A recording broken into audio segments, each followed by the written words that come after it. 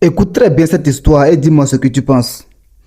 La dame que voici est en train de demander pardon à ce monsieur.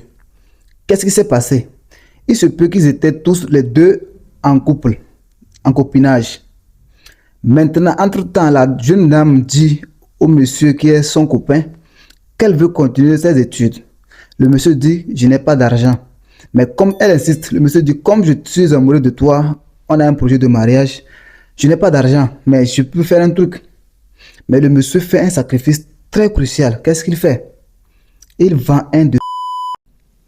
Je dis bien, il vend un de... pour avoir de l'argent et envoyer la fille à l'université. Quelques années plus tard, elle finit ses études. Elle vient maintenant dire au gars que voilà, je suis désolé, c'est bien que tu as payé mes études, mais j'ai trouvé un autre gars qui est mieux que toi. Et pire encore, tu n'as pas un niveau d'études que j'espère, donc tu ne peux plus être mon mari. Le monsieur dit, il n'y a pas de souci. Il s'est énervé, bien sûr, mais quand même, il a laissé partir. La fille part et elle se marie avec un autre homme. Quelques années plus tard, elle a des problèmes sérieux, des problèmes de santé. Elle va partout dans tous les hôpitaux, on ne trouve pas la solution. Et un prophète lui dit qu'elle doit aller demander pardon à un monsieur à qui elle a offensé. Et il s'agit de ce monsieur-là. Le karma existe. Le monsieur l'a maudit et ça a marché. Elle souffre maintenant. La seule solution, c'est qu'elle demande pardon au monsieur et que le monsieur approuve son pardon. Et là, sa maladie peut finir et ses problèmes, tous ces problèmes qu'elle a peuvent finir. Mais le monsieur pose seulement une seule condition. Le monsieur demande qu'elle, à son tour, enlève aussi son rein pour lui donner. Parce que lui se trouve désormais à vivre avec un seul rein. Ça veut dire qu'il ne peut plus rien faire. Et pire encore, il ne peut plus trouver une fille qui va accepter d'épouser avec un seul rein. Il lui demande seulement une seule condition.